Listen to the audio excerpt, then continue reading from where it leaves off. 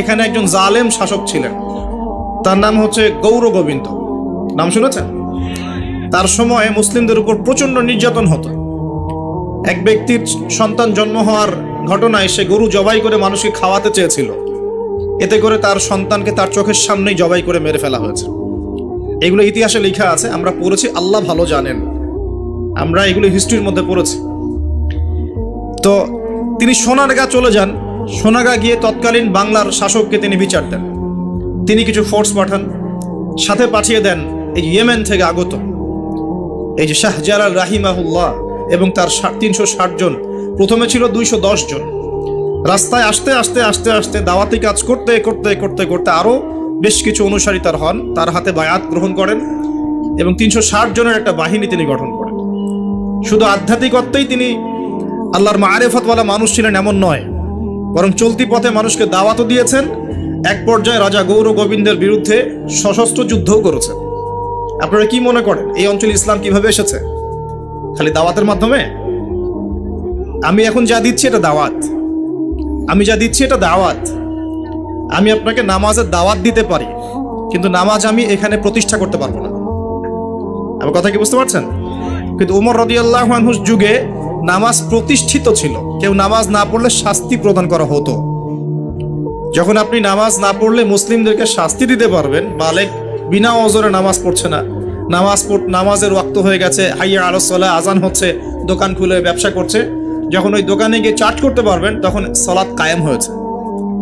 এখন আমরা সালাতে দাওয়াত দিচ্ছি, ভাই নামাজের দিকে আসেন। বিগত 100 বছরের অবস্থা আমি ব্যাখ্যা করবো ইনশাল্লাহ সামনে, এটা বলে শেষ করি। তিনি শুধু দাওয়াতই দেন নাই, মানুষের আধ্যাত্মিক বিষয়গুলো পরিবর্তন করেছেন। তার অনুসারীদেরকে নিয়ে সেখানে এসেছেন।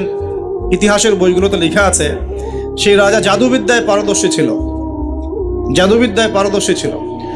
ব্রহ্মপুত্র নদী থেকে শুরু করে সুরমা পর্যন্ত প্রত্যেক নদীর নৌযান তিনি বন্ধ করে দেন, যাতে শাহজালাল রাহিমাহুল্লাহ এখানে আসতে না পারে।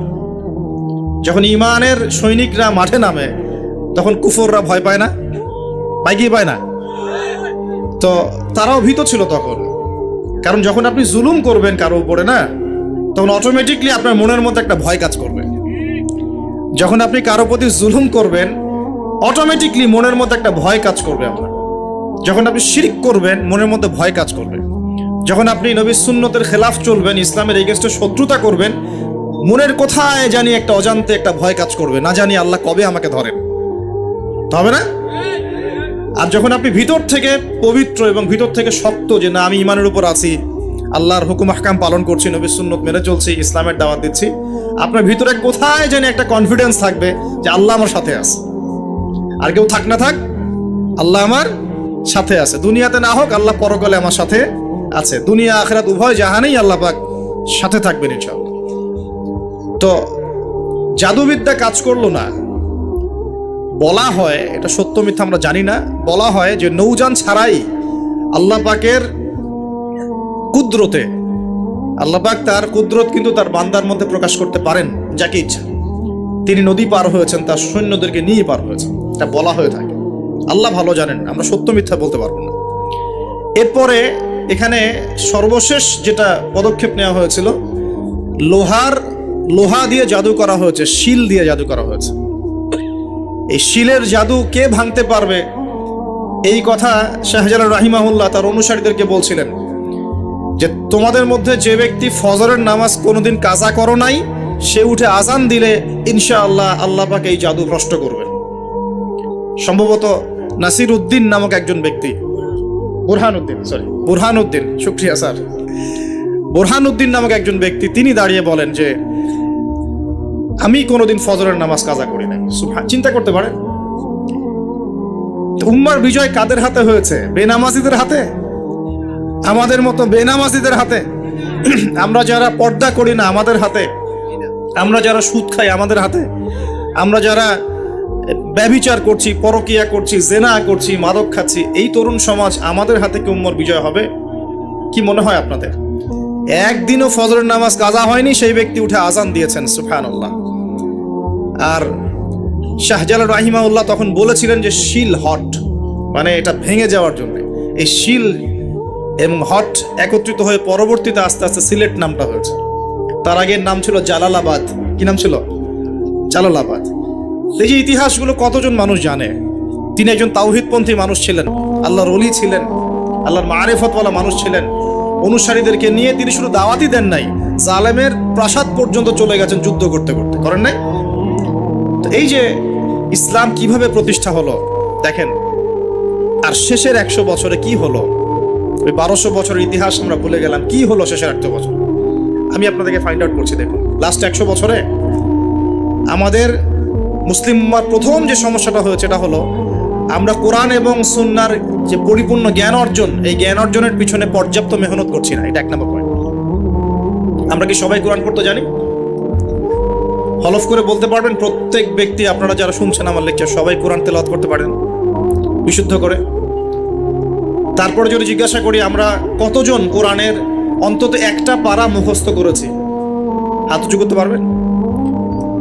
তারপর যদি প্রশ্ন করি আমাদের মধ্যে কতজন জীবনে অন্তত একটা বার আলিফ লাম মিম থেকে মিনাল জিন্নাতি ওয়ান নাস পর্যন্ত অর্থ সহ পড়েছি অন্তত একবার আল্লাহর কিতাব, হাত উঁচু করতে পারবেন? আমাকে উত্তর দেন। তাহলে বিগত 100 বছরের উম্মার অবস্থা এমন হবে না কেন? আমরা কতজন ব্যক্তি 5 ওয়াক্ত নামাজ পড়ি? উঁচু লেভেলের কথাবার্তা বলে আসলে লাভ নাই মাহফিলগুলোতে। আমি এটা শিখেছি মাহফিলে এসে। প্রথম দিকে আমি খুব হাই থটের কিছু লেকচার দিতাম, পেট্রো ডলার কেন্দ্রিক, জায়নিজম কেন্দ্রিক, জিউসদেরকে নিয়ে, প্যালেস্টাইন ইস্যু নিয়ে, আরো বড় বড় কিছু ইস্যুস, ওয়ার্ল্ড অ্যাফেয়ার্স নিয়ে। পরে দেখলাম যে আসলে আমরা এমন একটা জায়গায় আছি, এখানে আমাকে প্রশাসনের অনেক ভাই অনেক হেল্প করেছে, অনেক রাজনৈতিক নেতৃবৃন্দ আমাকে অনেক হেল্প করেছে, সমাজ নেতা আমাকে অনেক হেল্প করেছে, আমাদের আলেম ওলামাদের মধ্যে অনেকেই, হকপন্থী অনেক ওলামায়ে কেরাম আমাকে কাছে ডেকে নিয়ে অনেক হেল্প করেছে। বুঝিয়েছে যে যে কথাগুলো মানুষ বুঝতে পারবে না সেগুলো পাবলিকলি বলার কোনো মানে হয় না। পরে আমিও ফিল করলাম যে আসলেই তাই।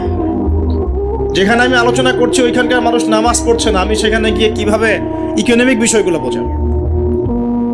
আমি এমন একটা জায়গায় লেকচার দিচ্ছি যেখানকার মানুষ কোরআন তেলাওয়াত করতে জানছে না, আমি কিভাবে কোরআনের হুকুম আহকামগুলো প্রতিষ্ঠানের কথা বলবো? আমরা এমন একটা জায়গায় বসে আছি যে আমরা সবাই নবীর সুন্নত অনুযায়ী দাঁড়িয়েও রাখছি না। এটা তো একটা সুন্নত আমল, জীবনের প্রত্যেক ক্ষেত্রে সুন্নতের কথাই বলছি না, নিজের দেহের কথাই বলছি, সেখানেও আমরা পিছিয়ে পড়ছি। তাহলে আমি উঁচু লেভেলের কথাবার্তা কিভাবেই বলতে পারি?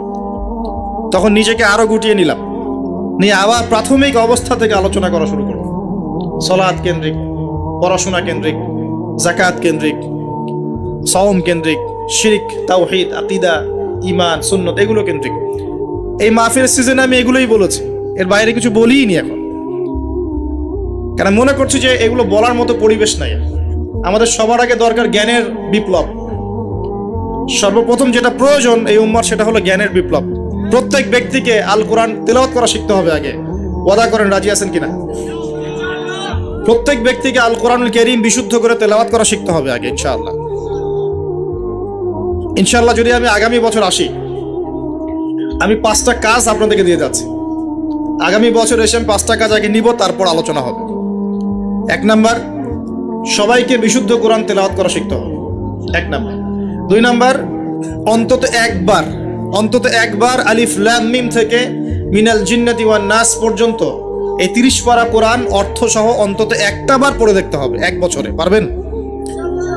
আমি হিসেব করে দেখেছি, যদি প্রত্যেক দিন আপনি 20টা করে আয়াত তেলাওয়াত করতে পারেন এবং 20টা আয়াতের অর্থ পড়তে পারেন, আপনি 1 বছরে আল কোরআন শুরু থেকে শেষ পর্যন্ত অর্থ সহ পড়তে পারবেন।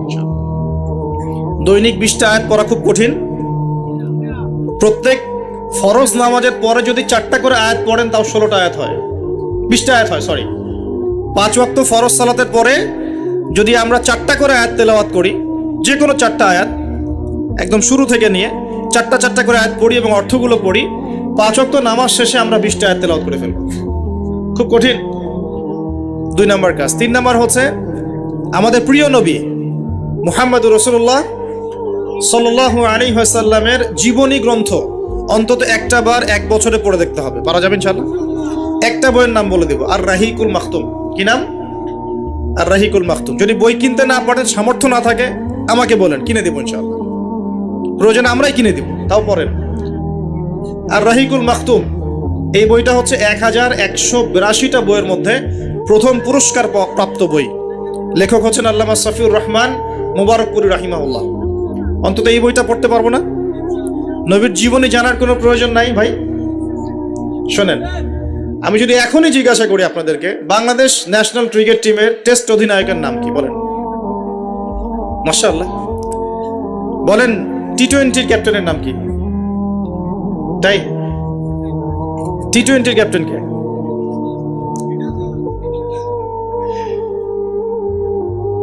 ওডিআই ক্যাপ্টেন কে? আর্জেন্টিনার 3 জন প্লেয়ারের নাম বলতে পারবেন? ব্রাজিলের 5 জন প্লেয়ারের নাম বলতে পারবেন? বাংলাদেশের ফিল্ম ইন্ডাস্ট্রির 10 জন নায়কের নাম বলতে পারবেন? বলিউডের 10 জন মহিলার নাম বলতে পারবেন? মহিলা বললাম কারণ বাইরে এদেরকে দেখলে মেয়ে মনে হয়, কিন্তু ভিতরে একটা মহিলা। আপনার কাছে মনে হয় যে মেয়ে, আসলে কিন্তু এরা মহিলা। উপরে যেটা আছে এটা মেকআপ, ঠিক আছে? একটা জোক আছে যে বিয়ের সময় মেয়ে এমন মেকআপ করেছে যে বাসর রাত্রে জামাই আর মেয়েকে চিনতে পারছে না, কারণ সে মুখ ধুয়ে আসছে। সে মনে করছে যে কাকে বিয়ে করলাম। তো এখানে সব প্রসঙ্গ এসেই গেছে, একটা কথা বলেই দেই, যারা বিবাহ করেন নাই এখনো, দিনদার মেয়ে ছাড়া বিয়ে করতে যায় না। যে মেয়ের মধ্যে দিনদারিতা আছে, নামাজ কালাম ঠিক মতো পড়ে, পর্দা ঠিক মতো করে, ইসলামের প্রতি মহব্বত আছে, ঠিক আছে, এই ধরনের মেয়েকে বিয়ে করেন, ইনশাল্লাহ সুখী হবেন। যদি অন্য কিছু সার্চ করেন, হ্যাঁ দিনদারিতা থাকার পরে যদি আপনার মধ্যে সৌন্দর্য থাকে, বংশ ভালো হয়, অর্থ সম্পদ থাকে, আলহামদুলিল্লাহ কোনো সমস্যা নেই, কিন্তু দিনদারিতা টপ প্রায়োরিটি পাবে। তো যে প্রসঙ্গে কথাটা বললাম, আমাদের তরুণ প্রজন্মকে যদি আপনি এই প্রশ্নগুলো করেন, তারা কিন্তু উত্তর দিতে পারে। কিন্তু এখন যদি আমি জিজ্ঞাসা করি যে জান্নাতের সুসংবাদ পেয়েছেন এই দুনিয়ার 10 জন সাহাবী, জীবদ্দশাতেই বেঁচে থাকতেই জান্নাতের সার্টিফিকেট পেয়ে গেছেন, এমন 10 জন সাহাবীর নাম বলুন। পারবেন কি কেউ? কজন পারবেন? আমি যদি বলি 4 খলিফার জন্ম মৃত্যু বলেন, পারবেন কি? আপনি হানাফি মাযহাব অনুসরণ করেন না? ইমাম আবু হানিফা রাহিমাহুল্লাহর আসল নাম কি বলেন দেখি? কতজন পারলেন? দেখলেন? তার জন্ম কত হিজরি, মৃত্যু কত হিজরি বলতে পারবেন? 80 হিজরি জন্ম, মৃত্যু 150, একজন বলতে পেরেছে। দেখেন, বেসিক ঈমান ভঙ্গের কারণ কয়টা জানেন? ঈমান ভঙ্গের 10টা কারণ আছে, কে বলতে পারবে? আচ্ছা, ঈমান কঠিন হলো, ওযু ভঙ্গের কারণ কয়টা, কে বলতে পারবে? ফরজ গোসলের নিয়ম কানুন। তো বেসিক কিছু প্রশ্নের উত্তর কিন্তু আমরা বলতে পারি না। আল কোরআনে আল্লাহ পাক কতজন নবী রাসূলের কথা বলেছেন? কতজন? 25 জন। কোরআনে কতগুলো সূরা আছে? আল কোরআনে আয়াত সংখ্যা কত? একদম ভুল, 6236। তো শুনুন, এই যে বেসিক প্রশ্ন, কমন জিনিসগুলো যারা আমরা জানি না, অথচ আমরা মাশাআল্লাহ বলিউড, হলিউড, খেলাধুলার জগৎ সব একাকার করে ফেলেছি। বলেন, এই তরুণ প্রজন্মকে দিয়ে কি ইসলামের বিজয় হবে কিনা? কি মনে হয় আপনাদের? বিগত 100 বছরে আমরা কি করেছি, এই জায়গাটা একটু দেখেন। প্রথমত, আমরা দিনের বেসিক যে পড়াশোনার জ্ঞান অর্জন, এই জ্ঞান অর্জন থেকে আমরা মোটামুটি পিছিয়ে যাচ্ছি। আমরা মনে করছি যে এগুলো আলেম ওলামাদেরই কাজ, দায়ীদের, বক্তাদের, তাদেরই কাজ দিনকে নিয়ে ফিকির করা, আমাদের কোনো দায়িত্ব নাই। এটা কি ঠিক হবে? এই দিন কি আমাদের সবার না? বাংলাদেশ একটা রাষ্ট্র, বাংলাদেশ রাষ্ট্রটা কি শুধু পলিটিশিয়ানদের দ্বারাই টিকে থাকে? এখানে সাধারণ জনগণ আছে, পুলিশ প্রশাসন আছে, যুবক যুবতী আছে, শিশুরা আছে, বিভিন্ন অর্থনৈতিক সেক্টরে মানুষ আছে, ফাইন্যান্সের ক্ষেত্রে মানুষ আছে, মিলস, ইন্ডাস্ট্রিজ, ফ্যাক্টরিজ আছে, অনেক কিছু আছে। সব কিছু মিলেই কি একটা জাতি না?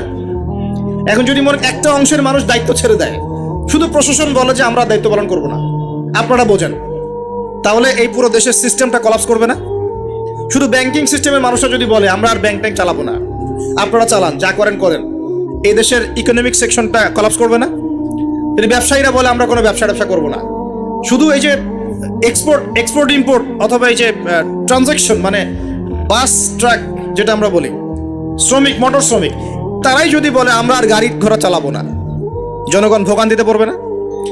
একটা রাষ্ট্র বলেন, সমাজ বলেন, উম্মাহ বলেন, টিকে থাকে সবার প্রচেষ্টার উপরে, সবাই যখন যার যার জায়গা থেকে তার দায়িত্ব পালন করে, তখন সে রাষ্ট্রের বিজয় কেউ ঠেকাতে পারে? কেউ পারবে না ইনশাআল্লাহ। একই জিনিস উম্মার ক্ষেত্রেও। আমরা যদি মনে করি যে আমরা এটা আলেম ওলামাদেরই কাজ, হ্যাঁ, হাফেজে কোরআন তারাই কোরআন চর্চা করবে, যিনি মুফতি মুহাদ্দিস তারাই ইসলাম নিয়ে পড়ে থাকবে, আমরা কিছু জানি না, তাহলে সমস্যা। আমাদের বেসিক জ্ঞান সবাইকে অর্জন করা উচিত। রাসূল সাল্লাল্লাহু আলাইহি ওয়াসাল্লাম বলছেন, তালাবুল ইলমি ফরিদা আলা কুল্লি মুসলিম। প্রত্যেক মুসলমানের উপরে দিনের জ্ঞান অর্জন করাটা ফরজ করা হয়েছে। আমরা কি পড়াশোনা করবো ইনশাআল্লাহ?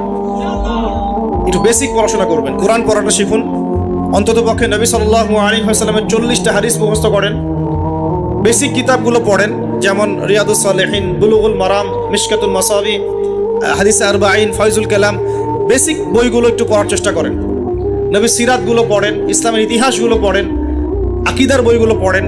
এরপরে আপনি কোনো মাসআলায় ঠেকে গেলে ইমাম সাহেব আছেন, আলেম আছেন, মুহাদ্দিস আছেন, মুফতিরা আছেন, তাদেরকে জিজ্ঞাসা করবেন এবং তাদের সাথে পরামর্শ না করে দিন পালন করবেন না, অবশ্যই পরামর্শ করবেন। আল্লাহ পাক তৌফিক এনায়েত করুন। কাজ দিয়ে যাচ্ছি, কোরআন তেলাওয়াত শিখতে হবে। নবীর জীবনে একবার পড়তে হবে, একবার টপ টু বটম কোরআনের অর্থ পড়বেন। আরেকটা কাজ দিব, সেটা হলো নবী সাল্লাল্লাহু আলাইহি ওয়াসাল্লামের 40 হাদিস কমপক্ষে মুখস্থ করতে হবে। পারা যাবে ইনশাআল্লাহ? 1 বছর সময় থাকলো, পারবেন তো ইনশাআল্লাহ? উম্মার পিছিয়ে পড়ার কারণ প্রথমত জ্ঞান থেকে পিছিয়ে পড়া। শুধু এই জ্ঞান নয়, আমরা কিন্তু অনেক ক্ষেত্রে বিশ্বে যে জ্ঞানগুলো মানে প্রয়োজন হচ্ছে, যেমন আইসিটি, আপনার medical science, engineering, philosophy, economics, geopolitics, যে বিশ্বকে ডিল করতে যে জ্ঞানগুলো দরকার, এই জ্ঞানগুলো অর্জনের ক্ষেত্রেও কিন্তু আমরা অনেকে পিছিয়ে পড়ছি না? পড়ছি কি না? একজন ইমাম সাহেব কেন জানবেন না যে ওয়ার্ল্ডে কি হচ্ছে? কেন জানবেন না? জানা উচিত কিনা? একজন মুফতি সাহেব কেন বুঝবেন না যে বিশ্বের অর্থনীতি কিভাবে চলছে? কেন বুঝবেন না? বুঝতে হবে কিনা?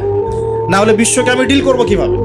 অতএব এই জেনারেল সেকশনের পড়াশোনা এটাও ফেলে দেওয়া যাবে না। আপনি কথা বুঝতে পারছেন? জেনারেল সেকশনের পড়াশোনাটাকেও ফেলে দেওয়া যাবে না, বরং এই পড়াশোনাটাকে ইসলামের সাথে কম্বাইন্ড করে আপনাকে আগামীতে চলতে হবে। পারা যাবে ইনশাআল্লাহ? আল্লাহ পাক তৌফিক দেন। অনেকে ভাই দেখি নামাজ শুরু করেছেন, এখন মাদ্রাসায় ভর্তি হতে যাচ্ছেন, এদিকে আপনি অনার্স পড়া শুরু করেছেন, হ্যাঁ, মাস্টার্স দিচ্ছেন, বলছেন এখন আর অনার্স মাস্টার্স ভালো লাগে না, আমি সব বাদ দিয়ে মাদ্রাসায় ভর্তি হব। সবাই কি মাদ্রাসায় পড়তে পারবে? সম্ভব? আপনি যে সাবজেক্টে পড়ছেন ওই সাবজেক্টে পড়াটা শেষ করে ওই জ্ঞানটাকে আপনি ইসলামের কল্যাণে কাজে লাগানোর চেষ্টা করেন। আমরা যদি চাই যে আমাদের দুনিয়ার সাফল্য আসুক, পরকালে মুক্তি পাই, তো যেখান থেকে পিছিয়ে পড়েছি ওই জায়গাগুলো পূরণ করতে হবে। 1 নাম্বার পিছিয়ে পড়েছি আমরা জ্ঞান অর্জনের চর্চা থেকে। আমি রিকোয়েস্ট করব প্রত্যেক মুসলমান ভাই যেন দিনের অন্তত বেসিক পড়াশোনাগুলো করেন, জ্ঞান অর্জন করেন। আল্লাহ পাক তৌফিক এনায়েত করুন। আমি সবচেয়ে বেশি প্রয়োজন আমাদের জ্ঞানের বিপ্লব, এবং এই জ্ঞান চর্চার মধ্য দিয়ে ইনশাআল্লাহ আমরা সমাজ পরিবর্তন করবো ইনশাআল্লাহ তাআলা। দেখুন, আইয়ামে জাহিলিয়াতের সেই 23 বছর পরিবর্তন হয়েছে কোরআন এবং সুন্নাহর জ্ঞানের মাধ্যমে। কিন্তু নবী সাল্লাল্লাহু আলাইহি ওয়াসাল্লাম এই কোরআন সুন্নাহর জ্ঞানকে সাহাবীদের মধ্যে ছড়িয়ে দিয়েছেন এবং তারা সেই জ্ঞানের আলোকে তাদের ব্যক্তি জীবন পরিবর্তন করেছেন, তাদের পরিবার পরিবর্তন করেছেন, তাদের আকীদা বিশ্বাস পরিবর্তন করেছেন। দুনিয়ার যে বস্তুবাদিতা, এখান থেকে পরকালের চেতনা জাগ্রত হয়েছে। আল্লাহ পাকের আদেশের সামনে আত্মসমর্পণের চেতনা নিয়েছেন। এক পর্যায়ে তারা কিন্তু দিনের জন্য সংগ্রাম করেছেন, কষ্ট স্বীকার করেছেন। প্রয়োজনে তারা কিন্তু মক্কা থেকে হিজরত করে মদিনাতেও চলে গেছেন। মানে তারা সবকিছুই করেছেন, কিন্তু শুরুটা হয়েছিল কি দিয়ে? জ্ঞানের চর্চার মধ্য দিয়ে। তাহলে আমাদের প্রথম কি দরকার ভাই? কোরআন এবং হাদিসের কেন্দ্রিক জ্ঞানের চর্চা। আল্লাহ পাক সবাইকে করার তৌফিক এনায়েত করুন, আমিন। আর এই জ্ঞান চর্চাটার কথা বলি, একা একা হবে না, ওস্তাদ লাগবে কিনা? টিচার লাগবে, ওস্তাদ লাগবে। যে সেক্টরে জ্ঞান অর্জন করছেন সেখানকার ওস্তাদদের সাথে সুসম্পর্ক রেখে বরেণ্য উলামায়ে কেরামদের সাথে সহবতে থেকে আপনি জ্ঞানের চর্চা করেন ইনশাআল্লাহ তাআলা। আল্লাহ পাক আপনার জ্ঞানে বরকত দান করুন, আমি দোয়া করি। দ্বিতীয় যে বিষয়টা আমরা পিছিয়ে পড়েছি বিগত 100 বছরে, সেটা হলো আমরা জানি অনেক কিছুই, জানা অনুযায়ী আমল সবাই করি না। এটা হচ্ছে দ্বিতীয় রিজন। আমরা অনেক সময় অনেক বড় বড় কথা বলি, কিন্তু কথা অনুযায়ী কাজ নাই। অনেক কিছু জানি ঠিকই, কিন্তু আমল করতে পারি না। আমরা একটা সূত্র ফলো করলেই জানা অনুযায়ী আমল করতে পারবো ইনশাআল্লাহ। আমি কি সূত্রটা বলে দিব? সূত্রটা হচ্ছে, একজন ব্যক্তিত্ব আছে আমাদের সামনে, সেই ব্যক্তিত্বকে হুবাহু কপি পেস্ট করতে হবে, কাট পেস্ট আছে না, কপি পেস্ট, এরকম কপি পেস্ট করতে হবে একজন ব্যক্তিত্বকে, তার নাম মুহাম্মদ রাসূলুল্লাহ সাল্লাল্লাহু আলাইহি ওয়াসাল্লাম। আজকে রাত্রে লেকচার শুনলেন, বাসায় গিয়ে ঘুমাবেন, এমনি এমনি ঘুমাবেন না, ঘুমানোর আগে বিসমিল্লাহ বলে লাইটটা অফ করবেন, বিছানাটা বিসমিল্লাহ বলে ঝাড়বেন, ঠিক আছে? ওয়াশরুম থেকে পারলে অজু করে আসবেন, মশারি দিচ্ছেন, লাইটস অফ করছেন, পাত্র যেগুলো আছে সেগুলো একটু ঢেকে রাখবেন বিসমিল্লাহ বলে, দরজা লাগাবেন বিসমিল্লাহ বলে। এরপর 3 বার পড়বেন সূরা ইখলাস একবার, সূরা ফালাক একবার, সূরা নাস একবার, পরে হাত একত্রিত করে ফু দিয়ে গা মাসাহ করবেন। এই কাজটা 3 বার করবেন। একবার আয়াতুল কুরসি পড়বেন, সূরা বাকারার 255 নম্বর আয়াত, আল্লাহু লা ইলাহা ইল্লা হুয়াল হাইয়ুল কাইয়ুম, এটা শেষ পর্যন্ত। এরপর সূরা বাকারার শেষের 3টা আয়াত পড়বেন, লিল্লাহি মা ফিস সামাওয়াতি, এখান থেকে ফানসুরনা আলাল কওমিল কাফিরিন পর্যন্ত। তারপর ডান কাতে পাশ ফিরবেন, বলবেন আল্লাহুম্মা বিইসমিকা আমুতু ওয়া আহইয়া, হাত নিবেন, হাতে গুনতে থাকবেন সুবহানাল্লাহ সুবহানাল্লাহ সুবহানাল্লাহ 33 বার, আলহামদুলিল্লাহ আলহামদুলিল্লাহ আলহামদুলিল্লাহ 33 বার, আল্লাহু আকবার আল্লাহু আকবার আল্লাহু আকবার 34 বার, ঘুমিয়ে যাবেন। এখন যদি আপনি 6 ঘন্টা ঘুমান, আপনি নবী সাল্লাল্লাহু আলাইহি ওয়াসাল্লামের সুন্নত অনুযায়ী ঘুমিয়েছেন, প্রত্যেক ঘন্টা ঘুমানোর জন্য আল্লাহ আপনাকে নেকি দিবেন ইনশাআল্লাহ। এমনি ঘুমালে নেকি হতো না, রেস্ট নেওয়া হতো। আমি একজন ব্যক্তিত্বের কথা বলছি, যার প্রতিটা কাজ অনুসরণ করলে ইনশাআল্লাহ জানা অনুযায়ী আমলটা হয়ে যাবে, আল্লাহর কাছে আমরা মাকবুল হব ইনশাআল্লাহ। পারা যাবে ইনশাআল্লাহ।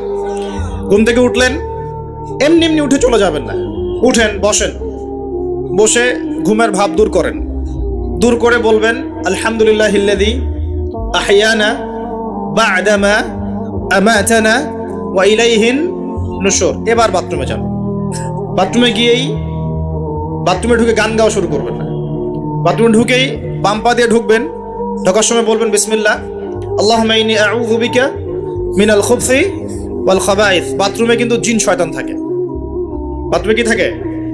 বিজ্ঞান এটা প্রমাণ করতে পারে নাই, এগুলো নাসা বিশ্বাস করবে না, কিন্তু আল্লাহর রাসূল যেহেতু বলেছেন আমরা বিশ্বাস করব। বিজ্ঞান কি সব আবিষ্কার করতে পেরেছে? বিজ্ঞান কি সব আবিষ্কার করতে পেরেছে?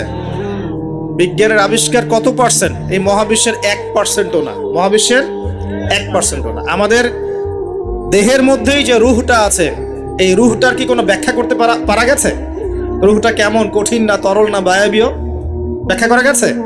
ইয়াসআলুনাকা আনির রূহ কুলির রূহু মিন আমরি রাব্বি ওয়া মা উতীতুম মিনাল ইলমি ইল্লা কলিলা। আল্লাহ পাক বলছেন, হে নবী, তারা তোমাকে রূহ সম্পর্কে জিজ্ঞাসা করে, আত্মা সম্পর্কে জিজ্ঞাসা করে, তুমি বলে দাও এটা তোমার রবের আদেশ মাত্র, রবের আদেশে এসেছে, আদেশেই চলে যাবে, আর এ বিষয়ে তোমাদেরকে বেশি জ্ঞান দেয়া হয় নাই।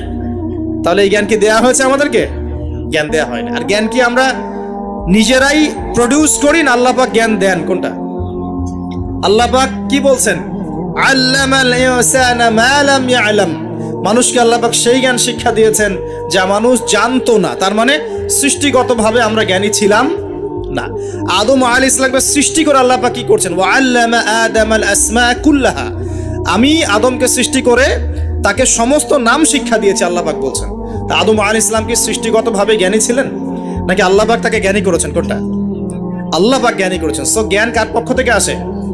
আল্লাহর পক্ষ থেকে। এটাই হচ্ছে ওয়াকুলিল হাক্কু মির রাব্বিকুম, হক বা সত্য জ্ঞান তোমার রবের পক্ষ থেকে আসে। ফালা তাকুনান্না মিনাল মুমতারিন, তুমি সন্দেহবাদীদের অন্তর্ভুক্ত হইও না, আল্লাহ পাক বলছেন। তো বাথরুমে জিন থাকে এটা বিশ্বাস করলাম তো। এবার দোয়াটা পড়লেন, এবার আপনি ইস্তেনজা সারলেন, তারপরে বের হওয়ার সময় বলছেন গুফরানাকা। কি বলছেন? গুফরান। আরেকটা দোয়া আছে আলহামদুলিল্লাহিল্লাযী আযহাবা আনিল আযান ওয়া আফানি গুফরানাকা। ওযু করবেন, ওযুর আগে বলবেন বিসমিল্লাহ।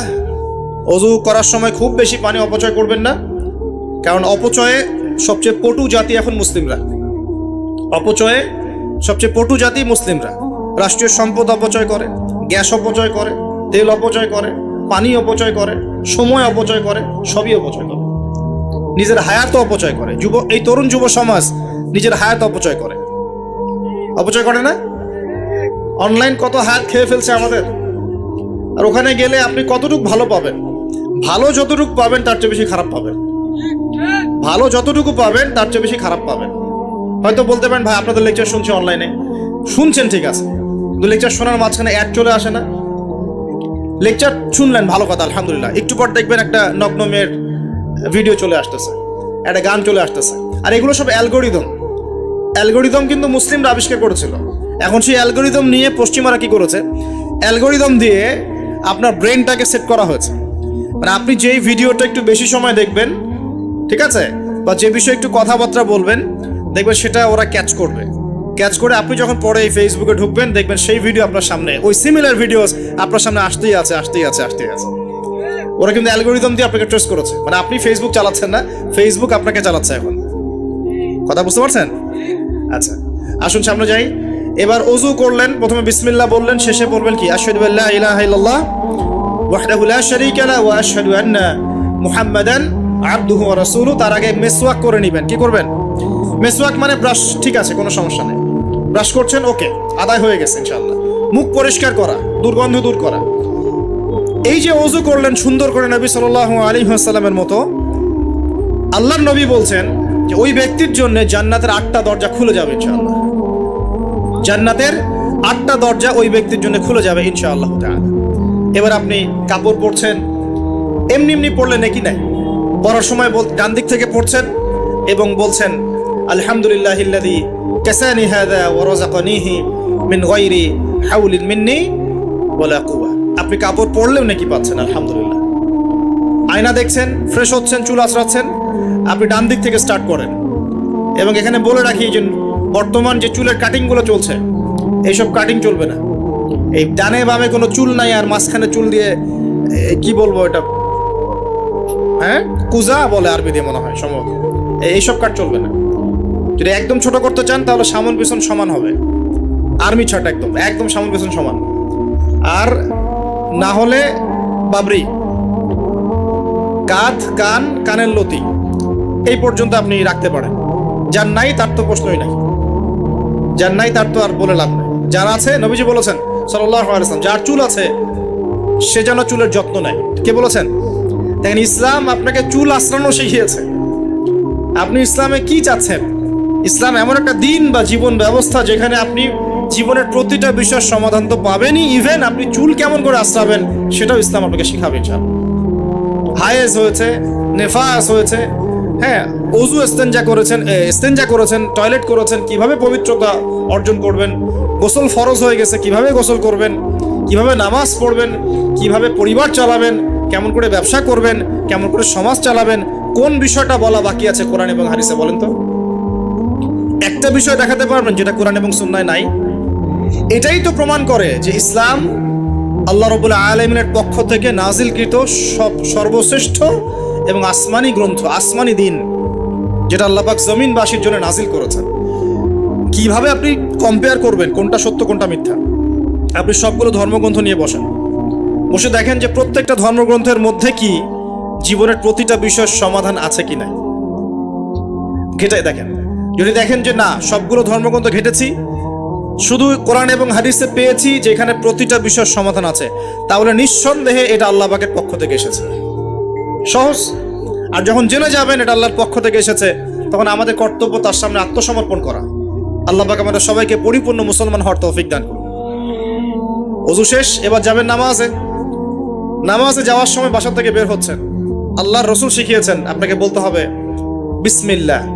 বিসমিল্লাহি তাওয়াক্কালতু আলাল্লাহ ওয়ালা হাওলা ওয়ালা কুওয়াতা ইল্লা বিল্লাহ। বের হলেন, আপনার সাথে একজন ফেরেশতা থাকবেন ইনশাআল্লাহ, শয়তান দূরে চলে যাবে ইনশাআল্লাহ। মসজিদে যাচ্ছেন, যাওয়ার সময় চুপচাপ থাকবেন না, দোয়া পড়বেন, জিকির করবেন। একটা দোয়া আছে, এটাও পড়তে পারেন, আল্লাহ নবী পড়তেন। তিনি বলতেন আল্লাহুম্মা ইজআল ফি কলবি নূরা, হে আল্লাহ আমার কলবে নূর দাও, ওয়া ফি লিসানি নূরা, আমার লিসান বা জিহ্বায় জবানে তুমি নূর দাও, ওয়া ফি সামঈ নূরা, আমার শ্রবণ ইন্দ্রিয়তে নূর দাও, আলো দাও, ঠিক আছে, ওয়া ফি বাসরি নূরা, আমার দৃষ্টিশক্তির মধ্যে নূর বা আলো দাও, ওয়া আন ইয়ামিনি নূরান, আমার ডান দিকে আলো দাও, ওয়া আন শিমালি নূরান, আমার বাম দিকে আলো দাও, হ্যাঁ, ওয়া মিন খালফি নূরান ওয়া মিন তাহতি নূরা, আমার উপরে নিচে তুমি নূর দাও। আল্লাহুম্মা ইজআল ফি নাফসি নূরা, আল্লাহ আমার নফসের মধ্যেই তুমি নূর বা আলো দাও। এরকম দোয়া আছে, আরো অনেক শব্দে আসছে। এটা ছোটটা বললাম, এটা বড় ভার্সনও আছে। এই দোয়াটা অনেক বড়। তো এই দোয়াটাও পড়তে পারেন। নূর বা আলো কার পক্ষ থেকে আসে? দুনিয়াতে যদি আমরা এই জাহেলি পরিবেশে, অন্ধকারাচ্ছন্ন সমাজে আমরা যদি আলো চাই, আল্লাহর নূর ছাড়া কোনো গতি নাই। আল্লাহ পাক নূর দিলে আপনি আলো পাবেন। আল্লাহ পাক খিদর আলাইহিস সালামকে নূর দিয়েছিলেন না? নৌকা কেন ফুটা করছেন মানুষ বুঝতে পারছে না, খিদর আলাইহিস সালাম বুঝতে পারছেন ফুটা না করলে সমস্যা আছে, জলদস্যু নিয়ে যাবে। মনে আছে গল্পটা? কোন সূরায়? কোন সূরা? সূরা কাহফ। বাচ্চাকে কেন হত্যা করলেন মানুষ বুঝতে পারছে না, মুসা আলাইহিস সালামও বুঝতে পারছেন না। খিদর আলাইহিস সালাম বলছেন এই বাচ্চাকে হত্যা না করলে বড় হয়ে বড় কাফের হতো, আর পুরো বাবা মাকেও পর্যন্ত কাফের বানাতো। দেয়ালটা কেন নির্মাণ করলেন মুসা আলাইহিস সালাম বুঝতে পারছেন না। খিদর আলাইহিস সালাম বলছেন এই দেয়াল নির্মাণ না করলে এর নিচে এতিম 2 বাচ্চা রেখে যাওয়া বাবা মার সম্পত্তি ছিল, মানুষরা নিয়ে চলে যেত, এই কারণে করেছে। তো যা সবাই বুঝবে না, যা সবাই দেখবে না, যা সবাই উপলব্ধি করতে পারবে না, আপনি যদি সেটা দেখতে চান, শুনতে চান, উপলব্ধি করতে চান, তাহলে আল্লাহর নূর লাগবে। কি লাগবে? আর আল্লাহ পাকের নূর এমনি এমনি আসবে না। আগে ফরজিয়াতের উপর আমল করতে হবে, নফল আমল বাড়াতে হবে, সুন্নতের উপর পাবন থাকতে হবে, মনের মধ্যে রোগ দূর করতে হবে। মনে অহংকার রাখলে নূর আসবে না, মনে হিংসা বিদ্বেষ রাখলে নূর আসবে না, সারাদিন গীবত তহমত সমালোচনা গালিগালাজ করলে নূর আসবে না, হারাম খেলে নূর আসবে না। এক কথায় তাসকিয়া বা আত্মশুদ্ধি অর্জন না করতে পারলে নূর আসবে না। আর আল্লাহর নূরওয়ালা মানুষদের কাছে গেলে ইনশাআল্লাহ নূর আসবে। এরকম মানুষ তো খুঁজে পাওয়া এখন মুশকিল না? আমরা মোটামুটি সবাই দিন দিন কেমন জানি বস্তুবাদী হয়ে যাচ্ছে।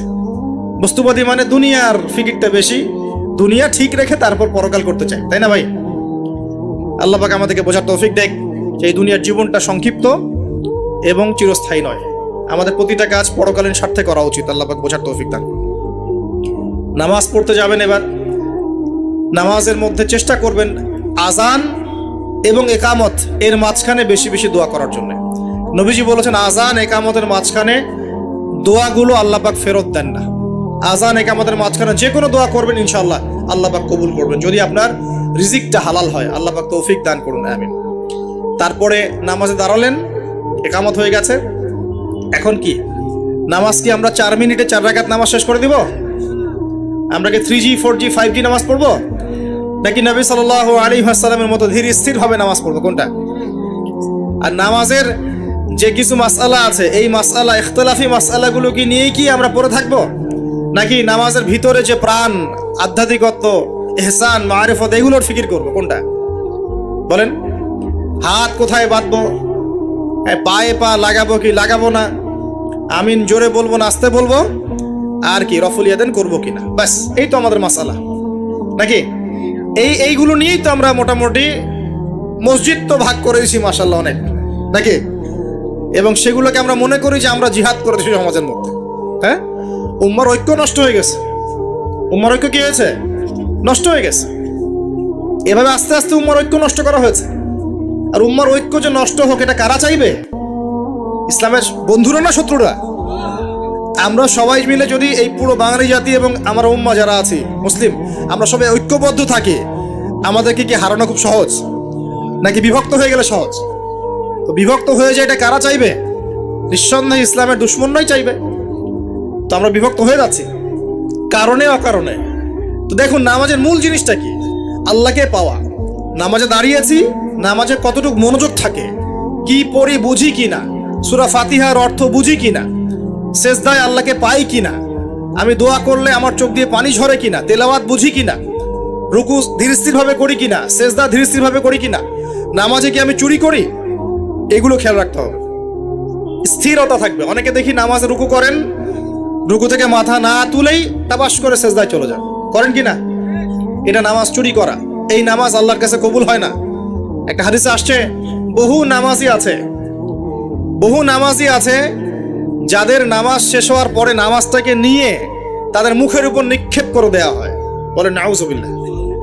আমরা কি এমন নামাজি হতে চাই?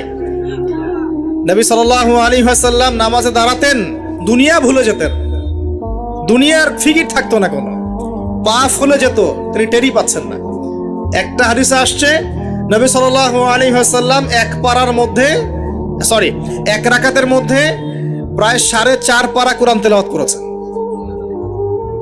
আমরা তো এতটুকু পারবো না, আমরা জানি, কিন্তু অন্তত পক্ষে 10টা আয়াতও যদি পড়ি, একটা সূরাও যদি পড়ি, এটাকে ধীর স্থিরভাবে পড়া যাবে কিনা? যাবে না? একটু অর্থটা বুঝে পড়া যায় না? আমরা যখন সূরা ফাতিহা পড়ি, আল্লাহ পাকের সাথে আমরা কিন্তু কথোপকথন করি। আপনি কি জানেন? এই হাদিসে শোনেন, যখন আল্লাহু আকবার বলে দাঁড়াই এবং সূরা ফাতিহা সানার পরে সূরা ফাতিহা স্টার্ট করি, আমরা বলি আলহামদুলিল্লাহি রাব্বিল আলামিন। আল্লাহ পাক উত্তর প্রদান করেন, বলেন হামিদানি আব্দি। আমরা বলি আর রহমানির রহিম, আল্লাহ পাক বলেন ইসনা আলাইয়া আব্দি। আমরা বলি মালিকি ইয়াউমিদ্দিন, আমরা বলি যখন, আল্লাহ পাক তার উত্তর দেন, বলেন মাজ্জাদানি আব্দি। আমরা বলি ইয়াকা না'বুদু ওয়া ইয়াকা নাস্তাঈন, আল্লাহ পাক বলেন হাযা বাইনি ওয়া বাইনা আব্দি। আমরা দোয়া করি, বলি ইহদিনাস সিরাতাল মুস্তাকিম সিরাতাল্লাযীনা আন'আমতা আলাইহিম গায়রিল মাগদুবি আলাইহিম ওয়ালাদ-দাল্লিন। এরপর আল্লাহ পাক বলেন ওয়ালি আব্দি মা সাআলা, আমার বান্দা যে পথ চেয়েছে আমি তাকে তা দিলাম। এই যে নামাজে আল্লাহর সাথে আমরা মোনাজাত করি, মোনাজাত মানে আল্লাহর সাথে চুপে চুপে কথা বলা। মোনাজাত মানে কি? শুধু এটাকেই মোনাজাত বলে না, মোনাজাত মানে আল্লাহর সাথে চুপে চুপে কথা বলা। আমরা আল্লাহর সাথে ফিস ফিস করে ভাবে নামাজে কথা বলি, কতজন ফিল করি? প্রিয় ভাইরা, নামাজ পড়বো ধীর স্থির ভাবে। ওয়ামা খালাকতুল জিন্না ওয়াল ইনসা ইল্লা লিয়াবুদুন, আল্লাহ পাক বলছেন আমি মানুষ আর জিন জাতিকে শুধুমাত্র আমার ইবাদত করার জন্যই সৃষ্টি করেছি। সো এত তাড়াহুড়ার কিছু নাই, নামাজ পড়তেই দুনিয়া আসছি, আল্লাহর হুকুম আহকাম পালন করতেই দুনিয়া আসছি। একটু হোক না, দোকানটা 5টা মিনিট পরেই না হয় খুললেন, ঠিক আছে, ক্ষেত খামারে 5টা মিনিট পরেই না হয় গেলেন, কি এমন হয়ে যাবে? ফরজ নামাজটা অন্তত পক্ষে ধীর স্থির ভাবে পড়েন। বাসায় গিয়ে আপনি সুন্নত পড়তে পারেন, কোনো সমস্যা নেই। নফল নামাজ আপনি ইচ্ছা মতো পড়েন, আল্লাহ পাক তৌফিক দান করুন। নামাজ শেষ, নামাজ শেষ হয়ে আমরা কি উঠে চলে আসব, নাকি একটু সুন্নত আছে? নামাজ শেষ করার পর আরো সুন্নত আছে। নামাজ শেষ করার পরে একবার বলতে হয় আল্লাহু আকবার, তারপর 3 বার বলতে হয় আস্তাগফিরুল্লাহ আস্তাগফিরুল্লাহ আস্তাগফিরুল্লাহ। একবার বলতে হয় আল্লাহুম্মা আনতাস সালাম ওয়া মিনকাস সালাম তাবারাকতা ইয়া যাল জালালি ওয়াল ইকরাম। আরো বলতে হয় আল্লাহুম্মা আইন্নি আলা যিকরিকা ওয়া শুকরিকা ওয়া হুসনি ইবাদাতিকা। এগুলো পড়তে হবে না? গুরুত্বপূর্ণ সুন্নত। যখন সুন্নতের উপর আমল না করব, তখন তো সারা জীবনের সুন্নত প্রতিষ্ঠা হবে না। তারপরে একবার আয়াতুল কুরসি পড়তে হয়। নবীজি বলেছেন সাল্লাল্লাহু আলাইহি ওয়াসাল্লাম, যে ব্যক্তি প্রত্যেক ফরজ নামাজের পর আয়াতুল কুরসি তেলাওয়াত করে, মৃত্যু ছাড়া জান্নাতে যাওয়ার জন্য কোনো বাধা নাই তার। আলহামদুলিল্লাহ, মরে গেলে জান্নাতে চলে যাবে ইনশাআল্লাহ। এরপরে আরো আছে আল্লাহুম্মা লা মানিআ লিমা আ'তাইত ওয়া লা মু'তিয়া লিমা মানা'ত ওয়া লা ইয়ানফা'ু যাল জাদ্দি মিনকাল জাদ। আরো অনেক দোয়া কালাম আছে। 33 বার সুবহানাল্লাহ, 33 বার আলহামদুলিল্লাহ, 33 বার আল্লাহু আকবার, তারপর কালিমা শাহাদা, তারপরে একবার সূরা ফালাক, একবার সূরা নাস, একবার সূরা ইখলাস। এগুলো পড়ে উঠে আসবেন। আমরা কিন্তু এই সুন্নগুলোর চাইতে এখন ওই মোনাজাতকে বেশি গুরুত্ব দিই, তাই না? মোনাজাত করলেন, উঠে চলে গেলেন, তা সুন্নতগুলো আমল করবে কে? মোনাজাত তো অপেক্ষায় বসে আছেন, সালাম ফিরানো হয়ে গেছে, ব্যাস মোনাজাত 1 মিনিট শেষ, আলহামদুলিল্লাহ শেষ করলেন, কিন্তু সুন্নতগুলো আমল করবে কে? সুন্নতটা কি সরে গেল না? আমি তর্ক করতে আসিনি এই বিষয় নিয়ে। করেন বুঝলাম, আপনি করেন, ঠিক আছে করেন, কিন্তু সুন্নত আমলটা করবে কে? এই জিকির আজগার তাসবিহ তাহলিলগুলো কে পড়বে? তাহলে ওগুলো তো পড়তে হবে নাকি? ওগুলো তো পড়তে হবে। তাসবিহ তাহলিল জিকির আজগার শেষ করেন, আল্লাহ পাক তৌফিক এনায়েত করুন, আমিন। এরপরে আসেন, এবার যে নামাজ থেকে বের হয়ে গেলাম, এখন কেউ যাবে চাকরি ক্ষেত্রে, কেউ ব্যবসায়, কেউ পড়াশোনায়, হ্যাঁ, কেউ সমাজে, বিভিন্ন জন বিভিন্ন জায়গায় চলে যাব না নামাজ শেষে?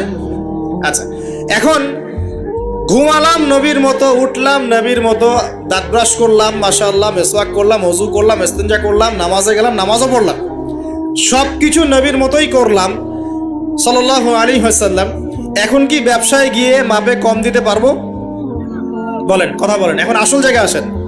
নামাজ তো আলহামদুলিল্লাহ পড়লাম, জিকির আজগার করলাম, তাসবিহ তাহলিল করলাম, কোরআনও তেলাওয়াত করলাম, মাশাআল্লাহ, আল্লাহ পাককে বলে আসলাম আল্লাহ তোমারই ইবাদত করি, তোমার কাছেই সাহায্য চাই, আর কারো কাছে চাই না।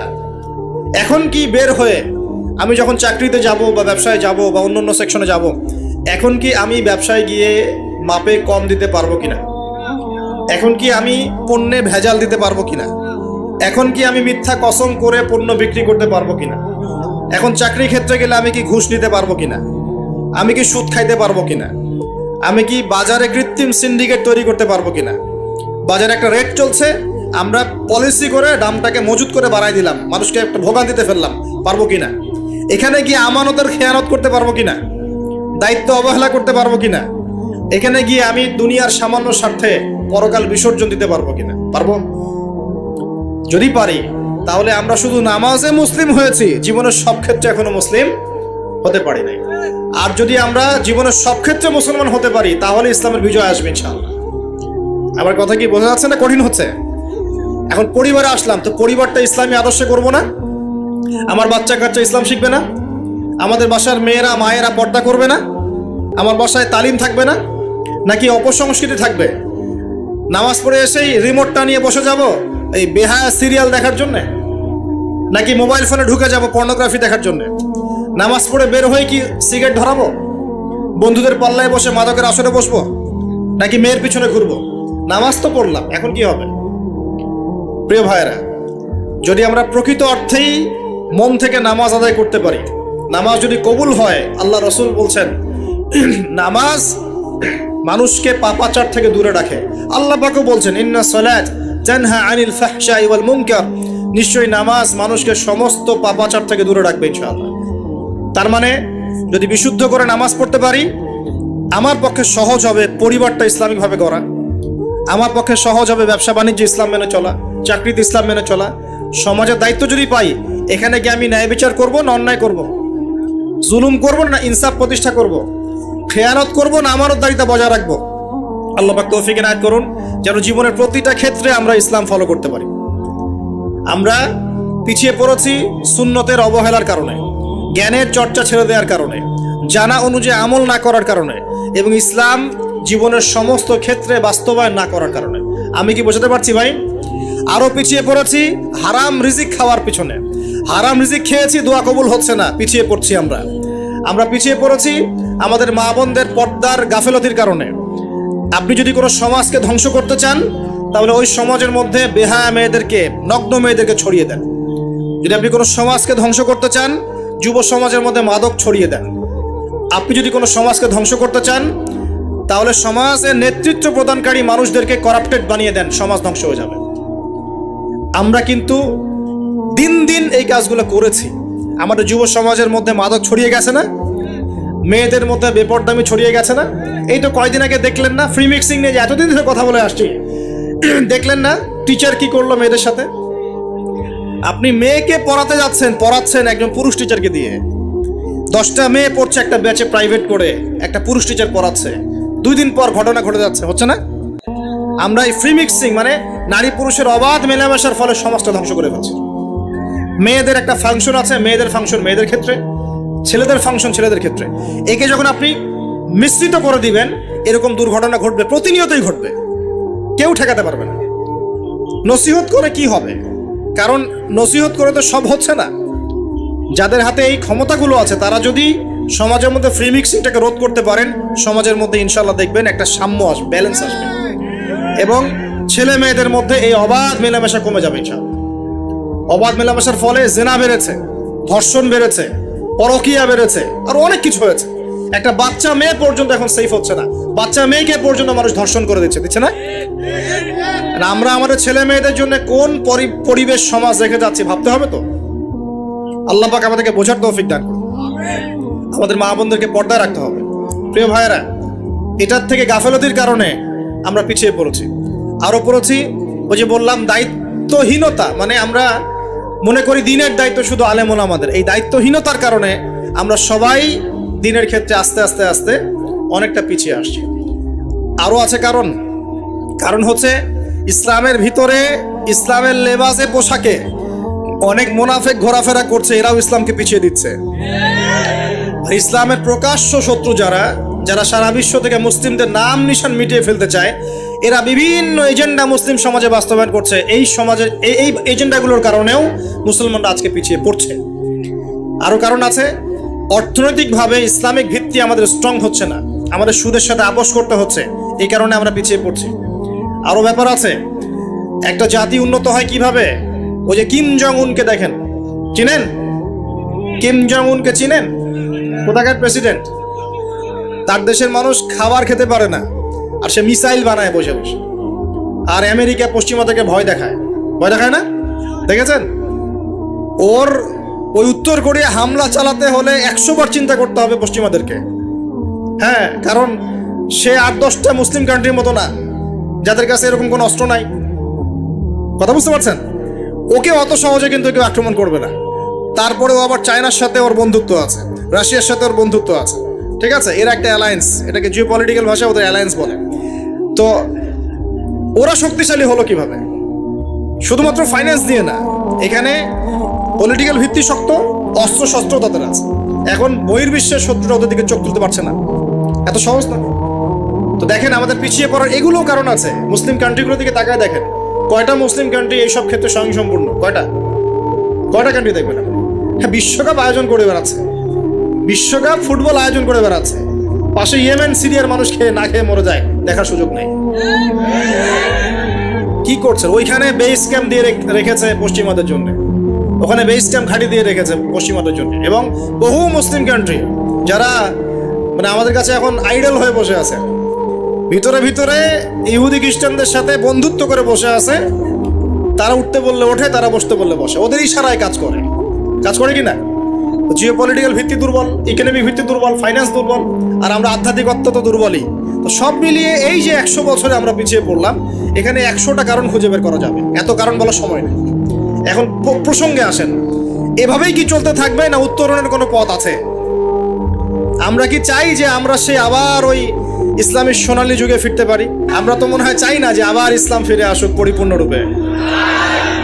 শোনেন, আমরা চাই বা না চাই, আল্লাহ রাব্বুল আলামিন তার নবীর মাধ্যমে জানিয়ে দিয়েছেন সভ্যতা শেষ হবে একজন নবীর হাতে, তার নাম নবী ঈসা ইবনে মারিয়াম। তিনি 40 বছর এই বিশ্ব শাসন করবেন, তার আগে কিয়ামত হবে না। এই যে আলামাতুস সাআ নিয়ে অনেক কথা আমি বলেছি, এটাও শুনে রাখেন, কিয়ামত হবে না ইনশাআল্লাহ ততদিন পর্যন্ত যতদিন পর্যন্ত নবী ঈসা ইবনে মারিয়াম আবার না আসছেন এবং 40 বছর বিশ্ব শাসন না করছেন। তিনি কোনো দেশ শাসন করবেন না, পুরো বিশ্ব শাসন করবেন। চিন্তা করতে পারছেন? এখন কি মনে হয় যে মুসলিমরা এরকম জায়গায় যাবে আবারও? আসলে কিন্তু বাইরের চোখ দিয়ে মনে হয় না, কিন্তু সত্যি কথা কি, ইতিহাস এভাবেই টার্ন করবে। কিভাবে করবে, কার মাধ্যমে করবে আল্লাহ পাক জানেন, আমরা জানি না। আমরা যদি না পারি, আল্লাহ আমাদেরকে সরিয়ে দিবেন, সরিয়ে দিয়ে নতুন প্রজন্ম নিয়ে আসবেন। ওরা যদি না পারে, আল্লাহ ওদেরকেও সরিয়ে দিবেন, নতুন জেনারেশন নিয়ে আসবেন। তারাও যদি না পারে, আল্লাহ পাক কি বলছেন শোনেন। আল্লাহ পাক বলছেন সূরা মুহাম্মাদের মধ্যে, ওয়া ইন তাতাওয়াল্লাউ ইয়াস্তাবদিল কওমান গায়রাকুম সুম্মা লা ইয়াকুনু আমসালাকুম। তোমরা মুসলমানরা যদি না পারো, আমি ইহুদি, খ্রিস্টান, হিন্দু, বৌদ্ধ তাদেরকে, কুফফারদেরকে হেদায়েত দিয়ে ইসলামে নিয়ে আসবো, তারা আমার হয়ে লড়বে ইনশাআল্লাহ। এটা আল্লাহ পাকের হিকমত। দেখছেন না, দিন দিন মানুষ মুসলিম হচ্ছে না? দিন দিন বহু মানুষ মুসলমান হচ্ছে, কিন্তু দেখছেন এটা কিন্তু রেভলিউশন হচ্ছে, ইসলামের দিকে মানুষ আসছে। যত আক্রমণ হচ্ছে ইসলামের দিকে, তত বেশি মানুষ ইসলাম কবুল করছে, আলহামদুলিল্লাহ। আর আমরা পিছিয়ে পড়ছি। এই যে আমরা যে গরু খাওয়া মুসলিম হয়েছি, আমরা যে জুমার দিন নামাজ পড়া মুসলিম হয়েছি, আমরা মুসলিম পরিবারে জন্মগ্রহণ করে আব্দুর রহমান, আব্দুর রহিম নাম নিয়ে বসে আছি, কিন্তু আসলে রহমানের বান্দার বৈশিষ্ট্য কি আমি জানি না। আল্লাহ পাক আমাদেরকে হেফাজত করুন, আমিন। হতাশ হব না আমরা ইনশাআল্লাহ। একবার, খালি একবার যদি তওবা করে ফিরে আসি, আল্লাহ পাক দুনিয়াও দিবে ইনশাআল্লাহ, আখিরাতও দিবে ইনশাআল্লাহ। খালি একবার বলতে হবে, আস্তাগফিরুল্লাহাল্লাযী লা ইলাহা ইল্লা হুয়াল হাইয়ুল কাইয়্যুম ওয়া আতুবু ইলাইহি। আল্লাহ, জীবনে যা পাপ করেছি মাফ করে দাও, আগামী জীবনে হায়াতে রিজিকে বরকত দাও, এবং পুরো জীবন যেন ইসলাম পালন করতে পারি, প্রচার করতে পারি, প্রসার করতে পারি, মানুষের মাঝখানে দিনের ভালো কথা বলতে পারি, আল্লাহ পাক দিনের বিজয় যেন অংশ নিতে পারি, সে তৌফিক আল্লাহ পাক দান করুন। আল্লাহ পাক কবুল করার মালিক না? একটা কাপড় ধুতে 1 বালতি পানি লাগে, কিন্তু জীবনের সমস্ত গোনাহ ধুয়ে ফেলতে চোখের 1 ফোঁটা পানি যথেষ্ট ইনশাআল্লাহ। আল্লাহ পাক কবুল করুন, আমিন। কিভাবে উত্তরণ হবে? উত্তর 1 নাম্বার, ভাই 10টা পয়েন্ট বলবো, জাস্ট 10টা, জাস্ট বলে দিচ্ছি। বিস্তারিত ব্যাখ্যা আপনারা পরে নিজেরা স্টাডি করবেন। প্রথম কথা হচ্ছে, আমাদের সবাইকে তওবা করে ফিরে আসতে হবে। পারবো ইনশাআল্লাহ? আল্লাহ পাক বলেন, তুবু ইলাল্লাহি জামিআন আইয়ুহাল মুমিনুন। হে মুমিনগণ, তোমরা একসাথে ঐক্যবদ্ধভাবে আল্লাহর কাছে তওবা করো, আল্লাহ তোমাদেরকে সফল করবে ইনশাআল্লাহ তাআলা। আমরা তওবা করি, বলি আস্তাগফিরুল্লাহ আল্লাযী লা ইলাহা ইল্লা হুয়াল হাইয়ুল কাইয়্যুম ওয়া আতুবু ইলাইহি। আমরা আল্লাহর কাছে তওবা করছি, আমরা সারা জীবন যে পাপ করেছি আল্লাহ পাক যেন মাফ করে দেন, এবং আমাদের নেক হায়াতে যেন আল্লাহ পাক বরকত দান করেন, এবং আমাদেরকে পুরো জীবন যেন ইসলাম পালন করার তৌফিক দান করেন। মধ্যমপন্থী হবেন, চরমপন্থী হবেন না, ইসলামের নামে কোনো সন্ত্রাসী কর্মকাণ্ডে যাবেন না, আবার শৈথিলতাবাদী হবেন না, গোলালু মার্কা মানে সব তরকারিতে গা ভাসিয়ে দিবেন না। মধ্যমপন্থী থাকবেন, ইনশাআল্লাহ দেখবেন ইসলামের বিজয় হবে ইনশাআল্লাহ। আল্লাহ পাক তৌফিক এনায়েত করেন। 1 নম্বর কাজ তওবা করে ফিরে আসা। 2 নম্বর, আমাদের সবাইকে দিনের জ্ঞান চর্চা করতে হবে। রাজি আছি ইনশাআল্লাহ? আল্লাহ পাক তৌফিক এনায়েত করুন, আমিন। 3 নম্বর, অবশ্যই জানা অনুযায়ী সবাইকে আমল করার চেষ্টা করতে হবে, নবীর সুন্নত বাস্তবায়ন করতে হবে। তৌফিক এনায়েত করুন আল্লাহ পাক, আমিন। আল্লাহ পাক আমাকে আগে তৌফিক দান করুন, এরপর আপনাদের সবাইকে তৌফিক দান করুন, যাতে করে আমরা দিনের 24 ঘন্টা প্রতিটা কাজ নবী সাল্লাল্লাহু আলাইহি ওয়াসাল্লামের সুন্নাহ মতো করতে পারি, আমিন। 4 নম্বর, আমাদের সবাইকেই হালাল রিজিক খাওয়ার চেষ্টা করতে হবে। হালাল রিজিক অল্প হলেও এটাতেই তুষ্ট থাকতে হবে। যদি আমাদের 20,000, 30,000, 50,000 টাকায় মাস চলে যায়, বাইরের দিকে তাকার দরকার নাই, এটুকু সন্তুষ্ট থাকি, দুনিয়ার জীবন ইনশাল্লাহ কেটে যাবে ইনশাআল্লাহ। যার 1 তলা বাড়ি আছে, 2 তলার স্বপ্নে বিভোর হওয়ার প্রয়োজন নাই, 5 তলা আছে, 10 তলার স্বপ্নে বিভোর হওয়ার দরকার নাই। যা আছে সন্তুষ্ট থাকেন, হালালে সন্তুষ্ট থাকেন, ইনশাআল্লাহ এতেই আল্লাহ পাক বরকত দেবে ইনশাআল্লাহ। আল্লাহ পাক কবুল করুন, আমিন। আল্লাহ পাক ধনী হতে নিষেধ করেন নাই, অর্থ উপার্জন করতেও নিষেধ করেন নাই, কিন্তু মালের হকটা আদায় করতে হবে। আত্মীয়দের হক, পরিবারের হক, প্রতিবেশীর হক, যাকাত, ওসর, ফিতরা, দান সদকা, এই যে দিনের জন্য ব্যয় করা রিজিক থেকে, এগুলো আদায় করলে আপনি ধনী হতে কোনো সমস্যা নেই। বরং উসমান গনি রাদিয়াল্লাহু আনহু কি করেছিলেন? তাবুক যুদ্ধের দিন 30,000 সৈন্যের মধ্যে 10,000 সৈন্যের দায়িত্ব একাই নিয়েছেন। 3 মাসের যুদ্ধ, মানে 3 মাসের পথ, যাওয়া আসা 3 মাসের পথ, ওই সময় তো এত ফাস্ট ছিল না। 3 মাসের যাওয়া আসার রাস্তা, 30,000 সৈন্য, 1/3 খাওয়া পরা অস্ত্রশস্ত্র সব দায়িত্ব নিয়েছেন একজন ব্যক্তি, উসমান রাদিয়াল্লাহু আনহু। তাহলে কত বড় ধনী ছিলেন চিন্তা করে দেখি একটু। কিভাবে ধনী হয়েছেন? সুদ খেয়েছিলেন না ব্যবসা করেছেন? এই দেখেন, ইয়ামহাকুল্লাহু রিবা ওয়া ইউরবিস সাদাকাত, আল্লাহ পাক সদকায় বরকত দেন, রিবাকে ধ্বংস করে দেন। আর যারা সুদখোর তারা বলে ইন্নামাল বাইউ মিসলুর রিবা, সুদ আর ব্যবসা একই জিনিস, তারা বলে। আল্লাহ পাক বলছেন ওয়া আহাল্লাল্লাহুল বাই'a ওয়া হাররামা রিবা, আল্লাহ পাক সুদকে হারাম করেছেন, ব্যবসাকে কি করেছেন? হালাল। উসমান রাদিয়াল্লাহু আনহু ব্যবসায়ী ছিলেন, ব্যবসা করে দেখেন কি করেছেন, আলহামদুলিল্লাহ। দুর্ভাগ্য, এটা দুঃখজনক যে নিজের টাকা খরচ করে রুমা কূপ করে দিয়েছেন, সেই কূপ থেকে মানুষ তাকে শেষ বয়সে পানি পান করতে দেয় নাই, জানেন? এই হলো ইসলামের ইতিহাস। প্রিয় ভাইরা, হালাল খাওয়ার চেষ্টা করে আল্লাহ পাক তৌফিক এনায়েত করুন, আমিন। 4 নম্বর, 5 নম্বর হচ্ছে আমাদের পরিবারটা গড়তে হবে আদর্শ পরিবার। আমাদের পরিবারের মধ্যে বে-ইসলামী কোনো কিছু স্থান দেওয়া যাবে না। দেশ, রাষ্ট্র, বিশ্ব কই যায় যাক, নিজের পরিবার আগে। আমার ছেলে কি করছে, মেয়ে কি করছে, স্ত্রী পর্দা করে কিনা, বাসায় তালিম আছে কিনা, বাসায় সবাই নামাজি কিনা, এই বিষয়গুলো খেয়াল রাখতে হবে। একদম গা ভাসিয়ে দিবেন না, ছেলেকে স্মার্টফোন দিয়েছেন, ব্যাস ছেলে বড় হয়ে গেছে। মেয়েকে বাইরে বের করে দিয়েছেন, কোথায় যাচ্ছে কি করছে খোঁজ নিচ্ছেন না, এগুলো খারাপ। অ্যাক্সিডেন্ট হয়ে যাবে, পরে আফসোস করে পস্তায় লাভ হবে না। আল্লাহ পাক বোঝার তৌফিক দেন। স্ত্রীকে নসিহত করবেন, বাসায় তালিম, আপনি বাসার কর্তা, বাসায় হাদিসের বই নিয়ে আপনি পড়তে বসবেন, স্ত্রীকে নিয়ে বসবেন, মেয়েকে নিয়ে বসবেন, ছেলেকে নিয়ে বসবেন, বসে আপনি হাদিসের বই পড়বেন, তারা শুনবে, আপনি কোরআন পড়বেন, তারা শুনবে। পারিবারিক তালিম চালু করতে হবে, আল্লাহ পাক তৌফিক দান করবেন। তারপরে আরো যে কাজগুলো, সেটা হলো আমাদের সবাইকেই কমপক্ষে পার্ট টাইম দাওয়াতি কাজ করতে হবে।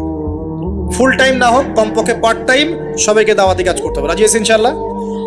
দাওয়াতি কাজ করতে গেলে 2টা সুন্নত। 1, সৎ কাজে আদর্শ করতে হবে, অসৎ কাজে নিষেধ করতে হবে। শুধু সৎ কাজে আদেশ করলাম, অসৎ কাজে নিষেধ করলাম না, এই দাওয়াতে খুব একটা ফল হবে না। এই দাওয়াতে কি হবে? দুনিয়ার জীবনে কোনো বালা মুসিবত আসবে না। শুধু সৎ কাজে আদেশ করতে থাকেন, দুনিয়ার জীবনে কোনো বালা মুসিবত, বিপদ আপদ, গীবত, তহমত, সমালোচনা কিচ্ছু শুনতে হবে না, সবাই আপনাকে মাথায় তুলে রাখবে।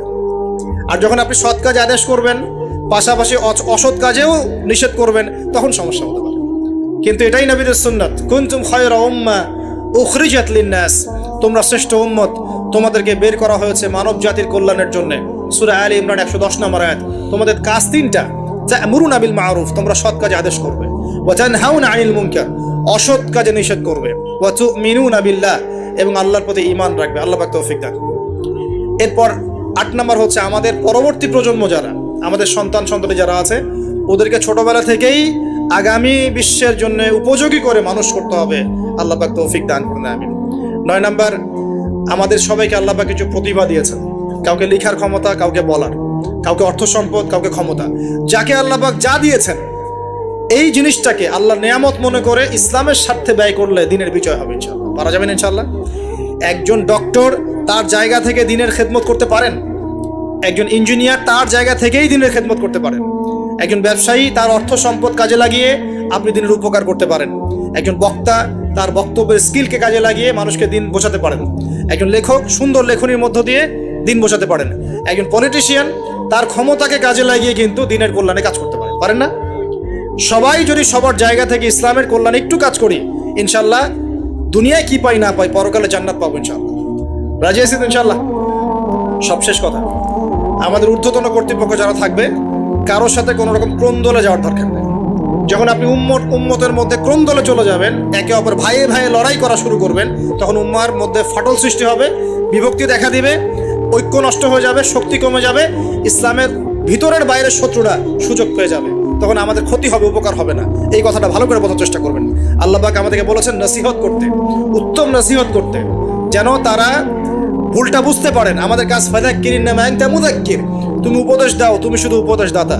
লাস্তা আলাইহিম বিমুসাইতির, তুমি কারো প্রতি দারোগা নও, জোর করে চাপিয়ে কিছু করার দরকার নাই, কিছু করতে হবে না। সত্যকে সত্যরূপে উপস্থাপন করবেন, মিথ্যাকে মিথ্যারূপে উপস্থাপন করবেন। মানবে কি মানবে না, কে গ্রহণ করবে করবে না, এটা সম্পূর্ণ তাদের ব্যক্তিগত ব্যাপার। যদি করে আল্লাহ পাক দুনিয়ায় সম্মানিত করবে, পরকালে করবে ইনশাআল্লাহ। যদি না করে তার ফয়সালা আল্লাহর হাতে, আমাদের দায়িত্ব শেষ। আল্লাহ রাব্বুল আলামিন আমাদের সবাইকে কথাগুলো বোঝার এবং আমল করার তৌফিক এনায়েত করুন, আমিন। আকুলু কওলি হাযা, যদি আমার কথার মধ্যে ভুল হয়ে থাকে আমার পক্ষ থেকে, সঠিক বিষয়গুলো আল্লাহ পাকের পক্ষ থেকে। আকুলু কওলি হাযা আস্তাগফিরুল্লাহ লি ওয়া লাকুম ওয়া লিসাইল মুসলিমিন।